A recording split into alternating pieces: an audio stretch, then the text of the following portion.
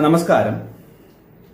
പലരും എന്നെ വിളിച്ചിട്ട് ഓരോരോ കാര്യങ്ങൾ ചോദിക്കുമ്പോൾ എൻ്റെ മെസ്സേജുകളെല്ലാം ആദ്യം മുതലേ എല്ലാം കാണുന്നു, പലതും പല ആവർത്തി കേട്ടിട്ടുണ്ട്, എല്ലാം വളരെ നന്നായിരിക്കുന്നു, ഞങ്ങൾക്ക് വേണ്ട ഒരുപാട് കാര്യങ്ങളൊക്കെ അതിൽ നിന്ന് കിട്ടുന്നു, സംശയങ്ങളെല്ലാം മാറിയിട്ടുണ്ട് എന്നൊക്കെ പറഞ്ഞ് തുടങ്ങിയിട്ട് ചില കാര്യങ്ങളൊക്കെ എന്നോട് ചോദിക്കുമ്പോൾ എനിക്കതിൽ നിന്ന് മനസ്സിലാകുന്നത് ഇതൊക്കെ നിങ്ങൾ കേട്ടെങ്കിലും ഇതിലെ പല കാര്യങ്ങളും നിങ്ങൾ ശരിക്കും മനസ്സിലാക്കേണ്ടത് മിസ്സായി പോകുന്നുണ്ട്. പ്രധാനപ്പെട്ട പലതും നിങ്ങൾക്ക് അതിൽ നിന്ന് കിട്ടുന്നില്ല. പക്ഷെ പല കാര്യങ്ങളും കിട്ടുന്നുണ്ട്, മനസ്സിലായി, ചില സംശയങ്ങളൊക്കെ തീരുന്നുണ്ട്. എന്നാൽ ഒരുപാട് പ്രധാന മർമ്മഭാഗങ്ങളൊക്കെ നിങ്ങളുടെ മനസ്സിൽ ബ്ലാങ്കായി പോകുന്നുണ്ട്. അതങ്ങനെ ബ്ലാങ്ക് ആക്കുന്നത് ചില നെഗറ്റീവ് ശക്തികളാണ്, ചില അസുരന്മാരാണ് നിങ്ങളുടെ മനസ്സിൽ നിന്ന് ഇത് മാച്ചു കളയുന്നത്. അപ്പൊ ഇത് മാഞ്ഞു പോയാൽ നിങ്ങൾ ആ പൂർണ്ണതയിലേക്ക് ഒരിക്കലും എത്തൂല. അപ്പൊ അതുകൊണ്ട് മാച്ചു കളയുന്നതാണ്. അപ്പൊ നിങ്ങളിത് കേട്ട കാര്യം തന്നെ പിന്നെയും സംശയങ്ങളൊക്കെ വരുമ്പോൾ മാക്സിമം മെസ്സേജിലൂടെ തന്നെ അത് കണ്ടെത്തി അത് മനസ്സിലാക്കാൻ ശ്രമിക്കണം. എത്രത്തോളം മനസ്സിലാക്കുമോ അത്രത്തോളം നമ്മുടെ ജീവിത രീതിയിലും നമ്മുടെ ജീവിത ശൈലിയിലും നമ്മുടെ മനസ്സിൽ ആ ഒരു മാറ്റം വന്നിരിക്കും. നമ്മൾ കേട്ടിട്ട് അനുസരിക്കുകയല്ല ചെയ്യേണ്ടത്. ഇത് കേട്ട് ഇത് മനസ്സിലാക്കി ഇത് ഉൾക്കൊണ്ടിട്ട് നമ്മുടെ സ്വഭാവത്തിലും നമ്മുടെ ജീവിതത്തിലും ആ ഒരു മാറ്റമായിട്ട് വരണം. അങ്ങനെ വരുമ്പോഴാണ് അവിടെ റിസൾട്ട് വരുന്നത്. ഞാൻ ചില കാര്യങ്ങൾ പറയുന്നു, അത് കേട്ട് അതേപോലെ അനുസരിച്ചാൽ ഈ പ്രശ്നം മാറും എന്ന് വിചാരിച്ച് ചെയ്താൽ അതൊരു ചടങ്ങ് പോലെ വരുന്നതാണ്. നമ്മുടെ മനസ്സിന് ആ മാറ്റം വരുന്നില്ല. പക്ഷെ ഇത് ഉൾക്കൊള്ളണം. ഇത് മനസ്സിൽ ഉൾക്കൊണ്ട് അതേക്കുറിച്ച് ചിന്തിച്ച് അതിനാണ് ധ്യാനിക്കുക എന്നുള്ളത്. ഇതേക്കുറിച്ചൊന്ന് ധ്യാനിച്ച് നിങ്ങൾ ചുമ്മാ ഇരിക്കുമ്പോൾ, പ്രാർത്ഥനയിൽ ഇരിക്കുമ്പോൾ വെറുതെ ഈ കേട്ട വിഷയം വെച്ച് തന്നെ അപ്പൊ അങ്ങനെയാണെങ്കിൽ അതങ്ങനെ ശരിയാവും, ഇതെങ്ങനെ ഇങ്ങനെ ശരിയാവും, അപ്പൊ അങ്ങനെയാണെങ്കിൽ ഇങ്ങനെ ചെയ്ത് അതാണ് നല്ലത്, അപ്പൊ ഇത്രയും നാൾ ചെയ്തത് ഇങ്ങനെ ആയിരുന്നല്ലോ, ഇങ്ങനെ ഇത് വെച്ച് കുറച്ച് ധ്യാനിച്ച് അത് ഉൾക്കൊള്ളണം. നമ്മുടെ മനസ്സിലത് ഉൾക്കൊണ്ട് കഴിയുമ്പോൾ നമ്മൾ പോലും അറിയാതെ നമ്മുടെ സ്വഭാവത്തിലും പ്രവൃത്തിയിലൊക്കെ മാറ്റങ്ങൾ വരാൻ തുടങ്ങും. അങ്ങനെയാണ് ശരിക്കും ഒരു വ്യത്യാസം വരേണ്ടത്. അല്ലാതെ ഒരു കാര്യം കേട്ടിട്ട് ഇപ്പം ഇനി ഇങ്ങനെ ചെയ്യാം എന്നും പറഞ്ഞ് ചെയ്തു കഴിഞ്ഞാൽ നമ്മളത് 2 ദിവസം കഴിയുമ്പോഴത്തേക്ക് അതിന്റെ ഇതങ്ങ് മാറിപ്പോവും. അത് ഉൾക്കൊണ്ട് ചെയ്യുന്നതും കേട്ട് 2 ദിവസം അല്ലെങ്കിൽ 3 ദിവസം അനുസരിക്കുന്നതും ഒരു ഇതാണ്. ഈ ചിലര് വിളിച്ചിട്ട് ഈ പ്രാർത്ഥന കേസ് കേട്ടിട്ട് ചോദിക്കാറുണ്ട്. ഇപ്പൊ ഞാൻ പറയുന്ന എന്റെ മെസ്സേജിലൂടെയുള്ള എല്ലാ കാര്യങ്ങളും മനസ്സിലാവുന്നുണ്ട്, അതേപോലെയാണ് നമ്മൾ പ്രാർത്ഥിക്കുന്നത്, അങ്ങനെയാണ് ചെയ്യണത്, ഇങ്ങനെയാണ് ചെയ്യണത്. അപ്പൊ അതിന്റെ ഇടയിലൂടെ നമ്മളെ വീട്ടുകാർ മറ്റേ രീതിയിൽ നിർബന്ധിക്കുന്നു. അപ്പൊ അതും കൂടെ ഞാൻ ചെയ്താൽ കുഴപ്പമുണ്ടോ? പക്ഷെ സാറ് പറയുന്നത് പോലെ അല്ലെങ്കിൽ താങ്കൾ പറയുന്നത് പോലെ തന്നെയാണ് ഞാൻ എല്ലാ കാര്യങ്ങളും കറക്റ്റ് ചെയ്തുകൊണ്ടിരിക്കുന്നത്, അങ്ങനെയൊക്കെ തന്നെയാണ്. പക്ഷെ വീട്ടുകാർ ഇങ്ങനെ പറയുമ്പോൾ ഞാൻ ആ നേരത്തെ ചെയ്തുകൊണ്ടിരുന്ന ആ പ്രാർത്ഥന പരിപാടി അതും കൂടെ ചെയ്യണമെങ്കിൽ എന്തെങ്കിലും പ്രശ്നമുണ്ടോ? ഇങ്ങനെയൊക്കെ പറഞ്ഞ് പലരും വിളിച്ച് ചോദിക്കുന്നുണ്ട്. ഈ യഥാർത്ഥത്തിൽ എന്താണ് പ്രാർത്ഥന എന്ന് നിങ്ങൾ വ്യക്തമായി ഒന്ന് മനസ്സിലാക്കണം. ഞാൻ ഈ പ്രാർത്ഥന എന്ന് പറയുന്ന സാധനം നമ്മുടെ മനസ്സിലൂടെ ചോദിക്കുന്ന ചോദ്യങ്ങളും നമ്മുടെ മനസ്സിൽ തന്നെ വിഷമങ്ങൾ പറയുന്നതും നമ്മൾ ചിന്തിക്കുന്നതും ഇതൊക്കെ തന്നെയാണ് യഥാർത്ഥത്തിൽ പ്രാർത്ഥന. അല്ലാതെ ദൈവമേ എന്ന് വിളിച്ച് നമ്മൾ കൈയൊക്കെ കൂപ്പി തലയൊക്കെ വണങ്ങി അത് പുറമേ കാണിക്കുന്ന ഒരു ഭവ്യതയും ഒരു ബഹുമാനവും ഒക്കെയാണ്. ഒരിക്കലും പ്രാർത്ഥന അല്ല. പ്രാർത്ഥന എന്ന് പറയുന്നത് നമ്മുടെ ചിന്തകളാണ്. നമ്മൾ മുറിക്കാതിരുന്ന് വെറുതെ ഒരു വിഷയത്തെക്കുറിച്ച് ഇങ്ങനെ ചുമ്മാ ചിന്തിച്ചുകൊണ്ടിരുന്നാൽ അതാണ് പ്രാർത്ഥന. ശരിക്കും പറഞ്ഞാൽ ആ ചിന്തിക്കുന്നത് നമ്മുടെ മനസ്സിനോട് തന്നെ, നമ്മൾ മനസ്സിലൂടെ ആ അകത്തിരിക്കുന്ന ആ ചൈതന്യം ഇതെല്ലാം കേട്ട് മനസ്സിലാക്കിക്കൊണ്ടിരിക്കുകയാണ് നിങ്ങൾ എന്തൊക്കെയാണ് പറയുന്നു എന്നുള്ളത്. നമ്മൾ വാതർന്ന് പറയുന്നില്ലെന്നേ ഉള്ളൂ. നമ്മളിത് ചിന്തിക്കുമ്പോൾ മനസ്സുകൊണ്ട് സംസാരിക്കുകയാണ്. നമ്മുടെ മനസ്സ് സംസാരിച്ചുകൊണ്ടേയിരിക്കുകയാണ്. ഇത് കേൾക്കുന്നു? അകമേ ഇരിക്കുന്ന ആ ചൈതന്യം കേട്ടിട്ട് സിഗ്നലായിട്ട് പ്രപഞ്ചത്തിലോട്ട് അത് പൊയ്ക്കൊണ്ടേയിരിക്കും. ഈ പ്രപഞ്ചമാണല്ലോ ദൈവം. പ്രപഞ്ചം മൊത്തം നിറഞ്ഞു നിൽക്കുന്നതാണ് ആ ദൈവത്തിന്റെ മനസ്സെന്ന് ഞാൻ പറയുന്നത്. അല്ലാതെ എവിടെയെങ്കിലും ഒരിടത്ത് മാത്രം ഒതുങ്ങിക്കൂടുന്നതല്ല ഞാൻ ഈ പറയുന്ന ദൈവം. അത് പ്രപഞ്ചമാണ്, ഭൂമിയുമല്ല. പ്രപഞ്ചം മൊത്തം നിറഞ്ഞു നിൽക്കുന്ന ഒരു മനസ്സാണ്. സകല സൂക്ഷ്മ തലത്തിലും അതിഭയങ്കരമായ വലിയ തലത്തിലൊക്കെ എല്ലാം നിരീക്ഷിച്ചും പുതിയ എന്തെങ്കിലും വേണോ, എന്തെങ്കിലും മാറ്റം വേണോ, ഇത് പുതിയ രീതിയിൽ ഇതിനെ ഇങ്ങനെ കൊണ്ടുപോകണോ എന്നൊക്കെ നിരീക്ഷിച്ചുകൊണ്ടിരിക്കുന്ന ഒരു അജ്ഞാത മനസ്സാണ് ഞാൻ ഈ പറയുന്ന ദൈവം. ഈ മനസ്സിലോട്ട് നമ്മുടെ ഉള്ളിൽ നിന്നുള്ള ആ ചൈതന്യം ആ ചിന്തകളിലൂടെ ആ മനസ്സിലോട്ട് സിഗ്നൽ പൊയ്ക്കൊണ്ടേയിരിക്കും. ആ സിഗ്നൽ അവിടെ വരുമ്പോൾ അവിടെ നിന്ന് വേണ്ട മറ്റു ശക്തികളിലേക്ക് ആ സിഗ്നൽ പോവുകയും നമുക്ക് വേണ്ട കാര്യങ്ങൾ നമ്മുടെ എന്താണോ ഉള്ളിൽ ചിന്തിച്ചുകൊണ്ടിരിക്കുന്ന ആ വിഷയത്തിന്റെ പ്രതിവിധി എന്നോണം ചില സാഹചര്യങ്ങളെല്ലാം ഈ അദൃശ്യ ശക്തികൾ ഒരുക്കി നമുക്ക് തന്നുകൊണ്ടിരിക്കും. ഇതാണ് നമ്മുടെ നാളെ അല്ലെങ്കിൽ നമ്മുടെ ഫ്യൂച്ചർ. അതനുസരിച്ച് നമ്മൾ മുന്നോട്ട് പൊയ്ക്കൊണ്ടേയിരിക്കും. ഇത് പ്രോസസ്സാണ്, നടന്നുകൊണ്ടിരിക്കും. ഇത് മനുഷ്യന് മാത്രമുള്ളതല്ല. നിങ്ങളിത് ഞാനീ പറയുന്നത് ഒന്നും കൂടെയൊക്കെ ഒന്ന് കേട്ടു നോക്കണം. ഒന്നും കൂടെ ഞാൻ വിശദീകരിച്ചു തരാം. നമ്മുടെ ചിന്തകൾ, നമ്മൾ എന്തൊക്കെയായിരുന്നു ചിന്തിക്കുന്നു, നമ്മുടെ ചോദ്യങ്ങൾ, അതായത് നമ്മുടെ മനസ്സിലോട് നമ്മൾ തന്നെ ചോദിക്കുന്ന ചോദ്യങ്ങൾ, ഇതൊക്കെയാണ് നമ്മുടെ ആലോചനകളും ഹൃദയ വിചാരങ്ങൾ എന്നൊക്കെ പറയുന്നതെല്ലാം നമ്മുടെ ഉള്ളിൽ നടക്കുന്ന കാര്യങ്ങളാണ്. ഇതെല്ലാം അകത്തിരിക്കുന്ന ആ ദൈവത്തിന്റെ ഒരു ചൈതന്യം, ഒരു മനസ്സ് നമ്മുടെ അകത്തിരുന്ന് ഇതെല്ലാം കേട്ടുകൊണ്ടിരിപ്പുണ്ട്. ഇതെല്ലാം മനസ്സ് ടു മനസ്സാണ്. അവിടെ കേട്ടോണ്ടിരിക്കാൻ വേണ്ടി അകത്തൊരാളിങ്ങനെ ഇരിപ്പില്ല. അതൊരു എനർജിയാണ്. ആ എനർജിയിലൂടെ നമ്മുടെ ഈ ചിന്തകളാകുന്ന എനർജിയും മിക്സായിട്ട് അതാണ് ഈ കേട്ടുകൊണ്ടിരിക്കുന്നത് എന്ന് പറയുന്നത്. ഇത് തമ്മിൽ മനസ്സിലാക്കിയിട്ട് പ്രപഞ്ചമാകുന്ന ആ ദൈവമാകുന്ന മനസ്സിലേക്ക് ഈ ചിന്തകൾ ഇങ്ങനെ പൊയ്ക്കൊണ്ടേയിരിക്കും. അവിടെ നിന്ന് ചില ചിന്തകളായിട്ട് ചില അദൃശ്യ ശക്തികൾ ദൈവം സൃഷ്ടിച്ചു വെച്ചിട്ടുണ്ട്. മറ്റേ 4th 5th 6th ഡയമെൻഷനിലൊക്കെ ഒരുപാട് അദൃശക്തികളുണ്ട്. അതിങ്ങനെ ഭൂമി മൊത്തം പ്രപഞ്ചം മൊത്തം അവർ സഞ്ചരിച്ചുകൊണ്ടിരിക്കുക. അവർക്ക് അവരുടെ വാസസ്ഥലങ്ങളുണ്ട്, അവർക്ക് അവരുടെ ചില കേന്ദ്രങ്ങളുണ്ട്. അപ്പൊ അവിടെയൊക്കെ ഈ മനസ്സിൽ നിന്നും ഈ സിഗ്നലുകൾ അവരിലേക്ക് എത്തും. അവിടെ നിന്നാണ് ചില സാഹചര്യങ്ങൾ ഒരുക്കി നമുക്ക് നമ്മുടെ ഈ വിഷയങ്ങൾ, പ്രശ്നങ്ങൾ, പരിഹാരങ്ങളൊക്കെ ചെയ്തു തന്നുകൊണ്ടേയിരിക്കണം. ഇതൊരു പ്രോസസ്സാണ്. ഇതിങ്ങനെ നടന്നുകൊണ്ടേയിരിക്കും. സകല ജീവജാലങ്ങൾക്കും ഇതേ പ്രോസസ്സാണ്. ഒരു പൂച്ചയാണെങ്കിലും പട്ടിയാണെങ്കിലും കിളിയാണെങ്കിലും മരമാണെങ്കിലും എല്ലാം ആ മനസ്സ് ടു പ്രപഞ്ചം, മനസ്സ് ടു പ്രപഞ്ചം, പ്രപഞ്ചത്തിൽ നിന്ന് അദൃശ്യശക്തികൾ, ഇത് ഇങ്ങനെ ഒരു ചങ്ങല പോലെ അങ്ങോട്ടും ഇങ്ങോട്ടും കോർത്തിണക്കി ഈ പ്രോസസ്സ് നടന്നുകൊണ്ടേയിരിക്കും. ഇത് ഇപ്പൊ ഒരു ഉദാഹരണം പറഞ്ഞാൽ, ഇപ്പൊ ഒരു പട്ടി, ആ ഒരു പട്ടി അല്ലെങ്കിൽ പൂച്ചയെ നമ്മളെ വീട്ടിൽ ചിലർ കണ്ടിട്ടുണ്ട്. വീട്ടിൽ വളർത്തി കട്ടിലൊക്കെ കൊടുത്ത് മക്കൾ ഉടനെക്കാട്ടി വിശിഷ്ടമായ രീതിയിൽ ആഹാരമൊക്കെ കൊടുത്ത് താലോലിച്ച് വളർത്തി കൂടെ കട്ടിൽ കെട്ടിപ്പിടിച്ച് കിടന്ന് ഇത് ആ പൂച്ച പള്ളിയിൽ പോയി എനിക്ക് ഇങ്ങനെ ഒരു സുഖമായ ജീവിതം തരണേ എന്ന് പള്ളിയിലോ അമ്പലത്തിലോ അല്ലെങ്കിൽ 5 നേരം നമ്മൾ ഈ കാണുന്ന മുസ്ലിം നിസ്കാരം അതൊന്നും ചെയ്തിട്ടല്ല ഇവർക്ക് ഇതൊക്കെ ഈ ഭാഗ്യമൊക്കെ ഈ മൃഗങ്ങൾക്ക് ലഭിക്കുന്നത്. ഇത് അവരുടെ ജന്മന ഉള്ള ഒരു പ്രോസസ്, ഒരു വിധി പോലെ അവർ ജനിക്കുന്നു. അതിനുശേഷം അവരെ ആ വിധിയിലേക്ക് അവർ വരുമ്പോൾ അവർക്ക് ഇനിയുള്ള വഴികൾ ഓപ്പണായി വരുന്നു.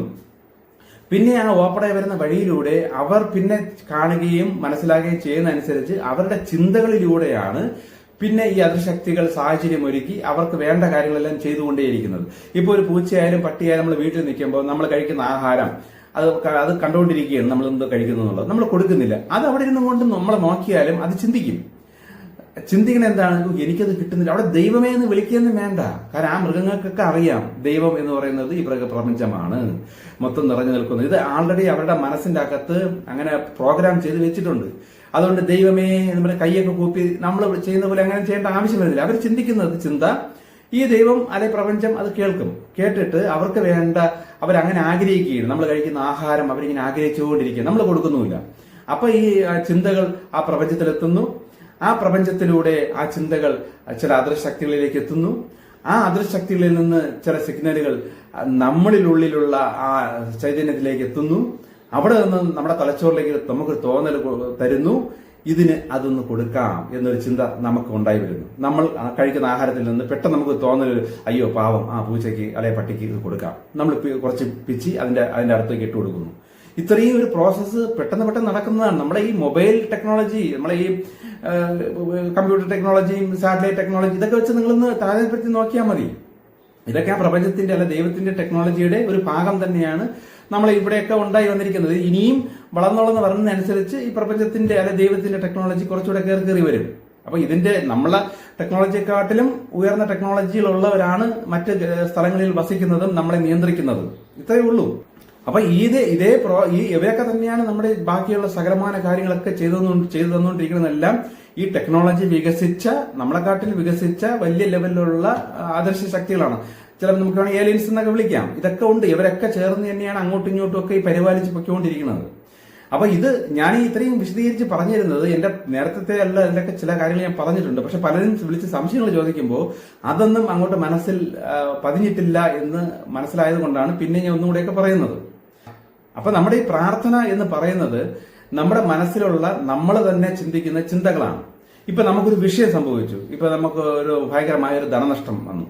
അപ്പൊ ധനനഷ്ടം വരുമ്പോഴേ നമ്മൾ ഉടനെ ഏതെങ്കിലും അമ്പലത്തിലൊക്കെ പോയി ദൈവമേ അല്ലെങ്കിൽ പള്ളിയിലൊക്കെ പോയി യേശുവേ എന്നൊക്കെ പറഞ്ഞ് ഏതെങ്കിലും മരിച്ചുപോയ അവരുടെ പുണ്യാത്മാക്കളെയൊക്കെ വിളിച്ച് ഇതൊക്കെ ചെയ്യുമ്പോഴും നമ്മുടെ ഉള്ളിലുള്ള ആ ചൈതന്യം ഇതെല്ലാം കണ്ടും കേട്ടുകൊണ്ടിരിപ്പുണ്ട്. നമ്മൾ എന്ത് ചെയ്യുന്നു, നമ്മൾ ഉറങ്ങുമ്പോൾ പോലും എല്ലാം നമ്മൾ കാണുന്ന സ്വപ്നങ്ങൾ ഇതെല്ലാം അവിടെ നിന്നും കൊണ്ട് വരുന്ന സിഗ്നലുകളും അത് തിരിച്ചറിഞ്ഞ് ഇത് അകമേ നടക്കുന്ന ഒരു പ്രോസസ്സാണ്. ഇതിങ്ങനെ ത്രൂ ഔട്ട് എല്ലാ ജീവജാലങ്ങൾക്കും മനുഷ്യർക്ക് നടന്നുകൊണ്ടിരിക്കും.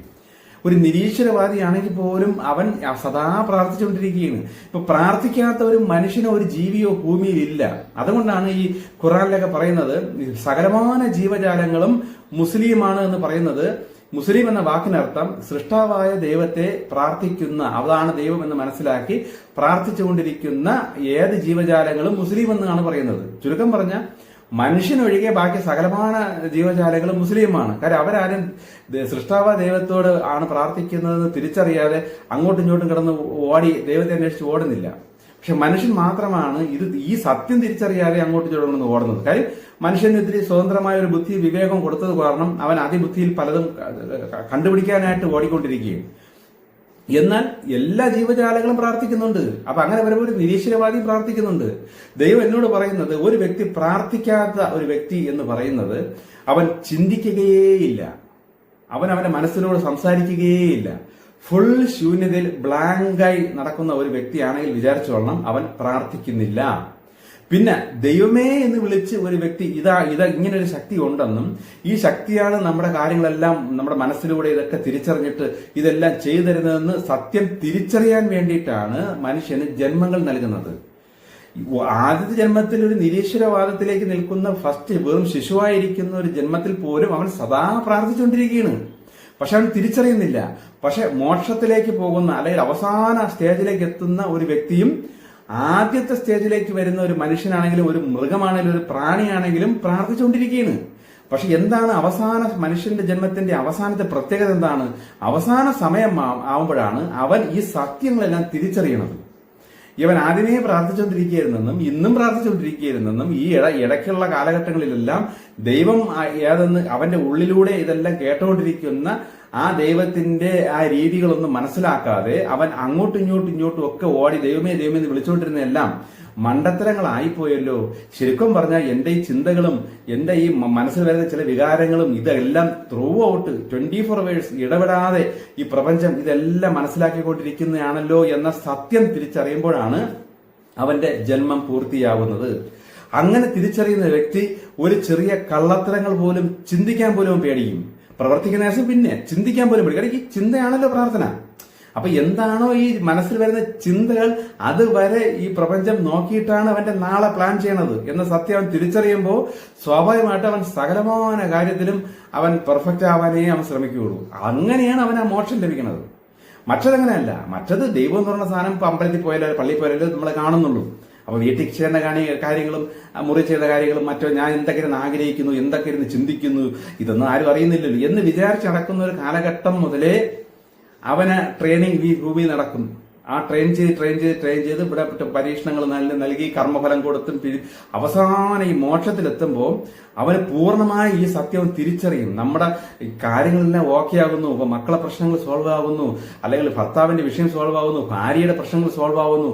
ഇതെല്ലാം എന്റെ ഈ പ്രാർത്ഥനയിൽ അല്ല സോൾവ് ആവുന്നത്, എന്റെ ചിന്തയിലും എന്റെ മനസ്സിലിരിപ്പും തിരിച്ചറിഞ്ഞിട്ടാണ് ഈ മറ്റ് അദൃശക്തികൾ എന്റെ കാര്യം സോൾവ് ആക്കി തരണോ, എങ്ങനെയാക്കി തരണം, ഏത് രീതിയിൽ കൊണ്ടുപോകണം, ഇതെല്ലാം നമ്മുടെ മനസ്സും ചിന്തകളും ബാക്കിയുള്ള സകല കാര്യങ്ങളും വീക്ഷിച്ചിട്ടാണ് അതിന്റെ റിസൾട്ട് വരുന്നത്. ഇതൊരു പ്രോഗ്രാമാണ്. ഇത് എന്താണോ നമ്മളുടെ ചിന്ത ഇങ്ങനെ വരുന്നത് അതനുസരിച്ച് കാര്യങ്ങൾ ഇങ്ങനെ നടക്കും. നമ്മുടെ മനസ്സിലെ ചിന്തകളും പ്ലാനുകളും ഇങ്ങനെ നടന്നാൽ നമ്മുടെ കാര്യങ്ങളെല്ലാം അദൃശക്തികൾ ഇങ്ങനെ ചെയ്തിരും. ഇങ്ങനെ തിരിച്ചും മറിച്ചും എന്താണോ വരുന്നത് അതനുസരിച്ച് വരും.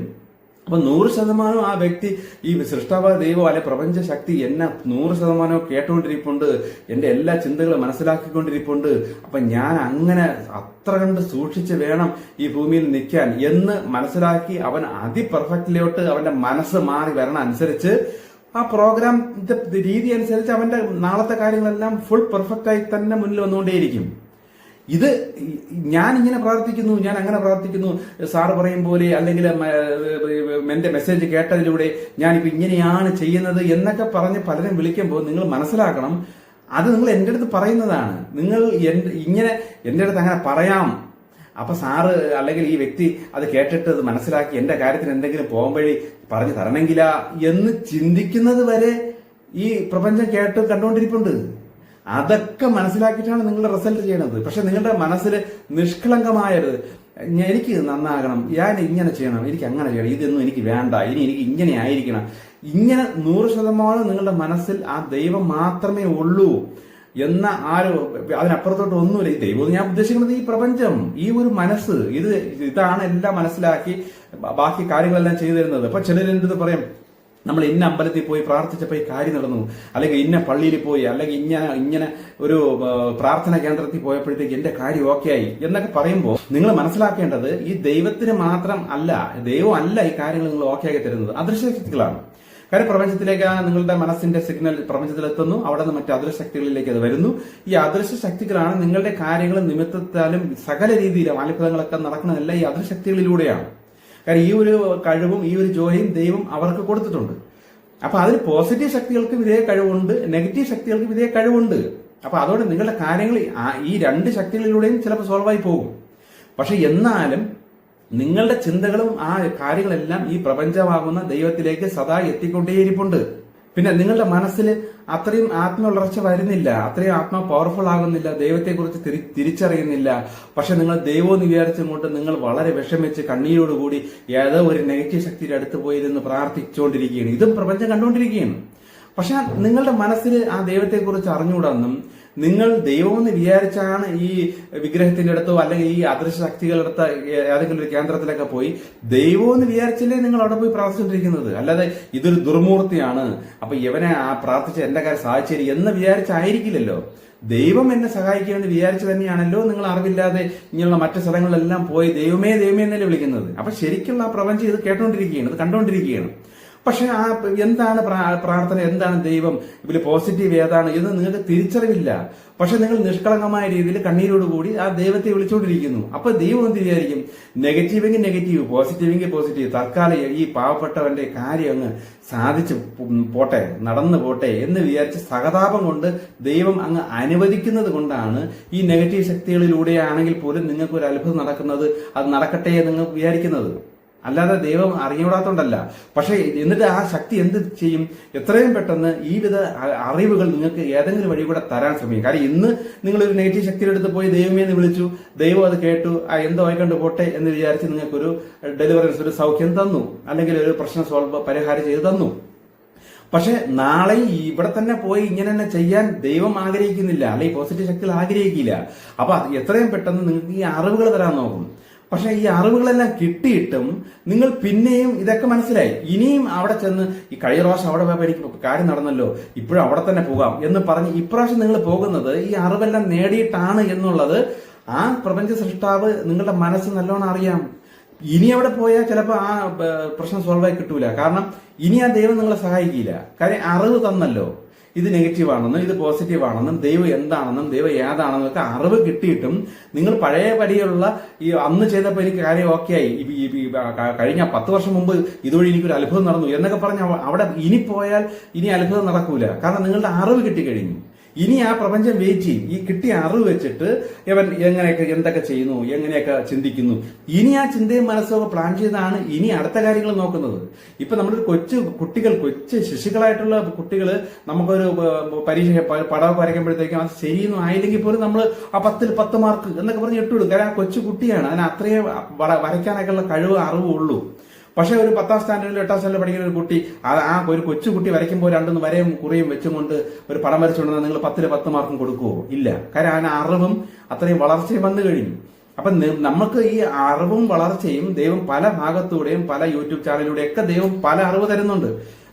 അപ്പൊ ഇതൊക്കെ അറിഞ്ഞിട്ടും പണ്ടത്തെ കാലത്ത് അറിവില്ലാതെ ആൾക്കാർ പോയി ഓരോ കാര്യങ്ങൾ ഓക്കെ ആയി എന്ന് വിചാരിച്ചതുപോലെ അറിവുള്ളവർ പോയാൽ അവിടെ നിന്ന് കിട്ടൂല. അറിവില്ലാത്തവർ ഈ കാലത്തും അറിവില്ലാത്തവർ പോയി നോക്ക്, ഇപ്പൊ ഏതെങ്കിലും പ്രതിമയിൽ ചെന്ന് പ്രാർത്ഥിച്ചാലും ചിലപ്പോൾ അവിടെ അത്ഭുതം നടക്കും. എന്തുകൊണ്ട്? അവൻ പ്രതിമയിലൂടെ ചെന്നിട്ട് കണ്ണീരോടുകൂടി ദൈവമേ എന്ന് വിളിച്ച് പ്രാർത്ഥിക്കുമ്പോൾ ദൈവമേ എന്ന് ആര് വിളിച്ചാലും ഈ പ്രപഞ്ചമാണ് ആ വിളി കേൾക്കുന്നത്. ആ പ്രപഞ്ചം നിറഞ്ഞു നിൽക്കുന്ന ദൈവമാകുന്ന മനസ്സ് ആണ് അവന്റെ മനസ്സ് ശ്രദ്ധിക്കുന്നത്. കാരണം അവൻ ദൈവമേ എന്നല്ലേ വിളിക്കുന്നത്. അല്ലെങ്കിൽ പ്രതിമയെ ചെന്ന് പ്രതിമയെ എന്നെ രക്ഷിക്കുന്നല്ലോ, അല്ലെ വിഗ്രഹമേ എന്നെ രക്ഷിക്കുന്നല്ല വിളിക്കുന്നത്, ദൈവമേ. എവിടെ പോയാലും വിളിക്കുന്നത് ദൈവമേ. പക്ഷെ അവൻ അറിഞ്ഞുകൂടെ ദൈവം ആരെന്ന്. അപ്പൊ അറിവില്ലായ്മയിൽ നിന്ന് ഒരു കൊച്ചുകുട്ടി തെറ്റി കാണിച്ചാൽ പോലും ഈ പ്രപഞ്ചമാകുന്ന ആ മനസ്സ് നമുക്ക് ചില ഫേവർ ചെയ്ത് തന്നിരിക്കും, അതിന് മാറ്റമൊന്നുമില്ല. പക്ഷെ അറിവുള്ളവൻ അങ്ങനെ പോയാൽ കിട്ടൂല. ഇതിൽ എന്റെ ഇത് കേൾക്കുന്ന മിക്കവരും, ഒരു 95% ആൾക്കാരും ജീവിത കാര്യങ്ങളെ കുറിച്ചൊക്കെ അതിന്റെ അറിവുള്ളതുകൊണ്ടാണ്, അറിവുള്ളവരാണ്. പക്ഷെ അവരെ അറിവ് വെച്ചും കൊണ്ട് അവർ പിന്നെയും ഇതാണോ ശരി, അതാണോ ശരി എന്ന് വിചാരിച്ച് ഓടിക്കൊണ്ട് നടക്കുന്നത് കൊണ്ടാണ് എന്നിലൂടെ ഇതാണ് ശരി എന്ന് സ്ഥാപിച്ചാണ് ഞാൻ തരുന്നത്. അപ്പൊ നിങ്ങൾക്ക് 100% ഉറപ്പ് വരും. അപ്പൊ ഈ അറിവ് ഉള്ളതുകൊണ്ടാണ് നിങ്ങൾക്ക് പലയിടത്തും കിടന്ന് ഓടിയിട്ടും പ്രശ്നം സോൾവ് ആവാത്തതെന്ന് ആദ്യം മനസ്സിലാക്കണം. നിങ്ങളുടെ മനസ്സിൽ, നിങ്ങളുടെ ചിന്തയിൽ ഈ അറിവും കാര്യങ്ങളും ഉണ്ടോ? ഇതൊക്കെ ദൈവം ഇതൊക്കെ അറിയുന്നുണ്ട്, സദാ അറിഞ്ഞുകൊണ്ടിരിപ്പുണ്ട്. നിങ്ങൾ എന്തൊക്കെ ചിന്തിച്ചപ്പോൾ നമ്മൾ സിനിമ കണ്ടുകൊണ്ടിരിക്കുകയാണെങ്കിൽ ആ സിനിമ കണ്ടുകൊണ്ടിരിക്കുന്ന ഇടയിൽ കൂടെ സിനിമയും ചിലർ കാണും, അതിനിടയിൽ കൂടെ മനസ്സ് പല കാര്യങ്ങൾ ചിന്തിച്ചുകൊണ്ടിരിക്കും. ഇതെല്ലാം ഈ പ്രപഞ്ചം അറിഞ്ഞുകൊണ്ടിരിക്കുകയാണ്. ഇതൊക്കെ കണ്ടും കേട്ടും വെച്ചിട്ടാണ് നമുക്ക് ചില റിസൾട്ടുകൾ വരുന്നത്. ഇപ്പൊ ചില വ്യക്തികൾ തന്നെ ചില വിഷയങ്ങൾ പ്രകാരം വീട്ടിലിരുന്ന് അഗാധമായി ചിന്തിച്ച് പരിസരം വരെ മറന്നുപോകും. ആരെങ്കിലും വിളിച്ചാൽ പോലും ആ വിളി കേൾക്കൂല. അത്രയ്ക്ക് മനസ്സ് ബ്ലാങ്ക് ആയി ആ വിഷയത്തിൽ തന്നെ ഇങ്ങനെ ചിന്തിച്ച് അവൻ ചിലപ്പോൾ നിരീശ്വരവാദിയായിരിക്കും, ദൈവമേ നല്ല വിളിക്കണത്. പക്ഷെ ആ പ്രശ്നം എങ്ങനെ സോൾവ് ചെയ്യാം, ഇതിന് ഞാൻ എന്ത് ചെയ്യണം, എങ്ങനെ ഈ കാര്യത്തെ ഞാൻ മറികടക്കും, ഇങ്ങനെ അഗാധമായി ചിന്തിക്കുമ്പോൾ ഈ ചിന്ത അതാണ് പ്രാർത്ഥന. ഇത് ആ പ്രപഞ്ച സൃഷ്ടിയിലേക്ക് എത്തിക്കൊണ്ടിരിക്കും, സൃഷ്ടാവിലേക്ക് ഇത് എത്തിക്കൊണ്ടിരിക്കും. ഇതിങ്ങനെ നടന്നുകൊണ്ടിരിക്കുമ്പോൾ തന്നെ സിഗ്നൽസ് ഇങ്ങനെ പൊയ്ക്കൊണ്ടിരിക്കും. ഇതിങ്ങനെ സദാ സംഭവിച്ചുകൊണ്ടേയിരിക്കും. അതിലൂടെ ചില റിസൾട്ടുകൾ നാളത്തേക്ക് വേണ്ടിയുള്ളത് പ്രോഗ്രാം ആയിക്കൊണ്ടേയിരിക്കും. ഇതൊരു പ്രോഗ്രാം ചെയ്ത് വെച്ചിട്ടുണ്ട്, ഇതിങ്ങനെ നടന്നുകൊണ്ടേയിരിക്കും. അങ്ങനെ വരുമ്പോൾ ഇവന്റെ പ്രാർത്ഥന അല്ലെങ്കിൽ ഇവന്റെ ചിന്തകൾ എത്രത്തോളം ആഴത്തിലാണ്, എത്രത്തോളം ഗാഠമായി പോവുകയാണ്. പരിസരം മൊത്തം മറന്ന് ഫുൾ ആ ചിന്തയിലോട്ട് ഇങ്ങനെ അതീവ കോൺസെൻട്രേറ്റ് വരുമ്പോൾ ദൈവം പറയുന്നു, നിന്റെ പ്രാർത്ഥന സ്ട്രോങ് ആണ്, നിന്റെ പ്രാർത്ഥന അത്രയും സ്ട്രോങ് ആണ്. കാരണം നീ ആ മേഖലയിലൂടെ ചിന്തിച്ച് ആഴത്തിലൂടെ ചിന്തിച്ച് ഇപ്പൊ ആഹാരം കഴിക്കാൻ പോലും സമയത്ത് മറന്നു പോകുന്നു, ആരെങ്കിലും അടുത്തത് സംസാരിക്കുന്നത് വിളിക്കുന്നത് പോലും കേൾക്കുന്നില്ല. അത്രത്തോളം കുഴിഞ്ഞ് ചിന്തിക്കുമ്പോൾ പ്രാർത്ഥനയാണ് അവിടെ സ്ട്രോങ്. അതാണ് പ്രാർത്ഥന, സ്ട്രോങ് പ്രാർത്ഥന. ഇത് റിസൾട്ട് വരും. ഇവിടെ ദൈവമേ എന്നൊരു വിളി വേണ്ട. ദൈവമേ എന്ന് വിളിച്ചാൽ അവന്റെ ആ ജന്മത്തിൽ മോക്ഷം ലഭിച്ചു. ഓക്കെ, ഈ സത്യം തിരിച്ചറിഞ്ഞ് അവൻ അങ്ങനെ വിളിച്ച് വേറെ ഒന്നിനും പുറകെ ഓടാതെ ഇതാണ് പ്രാർത്ഥന, ദൈവം അത് കേൾക്കുന്നുണ്ട് എന്ന് വിശ്വസിച്ചും കൊണ്ട് വേറെ ഒന്നിനെ ആശ്രയിക്കാതെ അവൻ ഒരിടത്തിരുന്നും കൊണ്ട് അവന്റെ കാര്യങ്ങൾ അപ്പൊ അങ്ങനെ ചിന്തിച്ച് വരുമ്പോൾ അകത്തു നിന്ന് തന്നെ അതിനുള്ള ഉത്തരം വന്നു തുടങ്ങും. ഇതാണ് ദൈവം തരുന്ന മറുപടി. ഇങ്ങനെയാണ് ധ്യാനത്തിലൂടെ ആൾക്കാർ പല കാര്യങ്ങളും കണ്ടുപിടിച്ചെടുക്കുന്നത് വെച്ചാൽ ദൈവം പറഞ്ഞിരുന്നു എന്നുള്ളത്. അങ്ങനെ അകമേ ചിന്തിച്ച് പോകുമ്പോൾ അവൻ പോലും അറിയാതെ ഒരു സ്വരം അകത്ത് നിന്ന് മറുപടിയായിട്ട് അവൻ കിട്ടുന്ന അവൻ അനുഭവിക്കാൻ പറ്റും, അവൻ അറിയാൻ പറ്റും. അപ്പൊ അവൻ ചിന്തിക്കും, ആരോ എന്റെ അടുത്ത് എന്തോ പറഞ്ഞല്ലോ, പെട്ടെന്ന് ബോധം വരും. അപ്പൊ ആ കോൺസെൻട്രേഷൻ കട്ടായി. അപ്പൊ ഒരു ബോധം വരും. ബോധം വരുമ്പോൾ എന്റെ അടുത്ത് ആരോ ഉള്ളിൽ നിന്ന് ആരോ പറയും പോലെ തോന്നി. ഇതാണ് പ്രാർത്ഥന. നമ്മൾ ചിന്തിച്ചാൽ മതി. ഇത് വെച്ചിട്ടാണ് റിസൾട്ട് വരുന്നത്. ഇത് സകലമാന ജീവജാലങ്ങൾക്കും ഇത് തന്നെയാണ് സംഭവിച്ചുകൊണ്ടിരിക്കുന്നത്. ഇത് നേരത്തെ ചില കാര്യം പറഞ്ഞത് അത്ര കണ്ട് ക്ലിയർ ആയില്ല എന്ന് തോന്നി പലരും എന്നെ സംശയങ്ങൾ ചോദിക്കുന്നത് കൊണ്ടാണ് കുറച്ചും കൂടെ ആഴത്തിൽ ഞാൻ ഈ കാര്യങ്ങൾ പറഞ്ഞിരുന്നത്. ഇനിയും ക്ലിയർ ആയില്ലെങ്കിൽ ഇനിയും വേണമെങ്കിൽ ആഴത്തിൽ പറഞ്ഞുതരാൻ പറ്റും, നോക്കാം. ഇനിയെങ്കിലും മനസ്സിലായിട്ടുണ്ടോ ഇല്ലയോ എന്ന് ഞാൻ നോക്കിയിട്ട് ബാക്കി ചില കാര്യങ്ങളൊക്കെ അടുത്തതിൽ പറയാം. ഓക്കെ.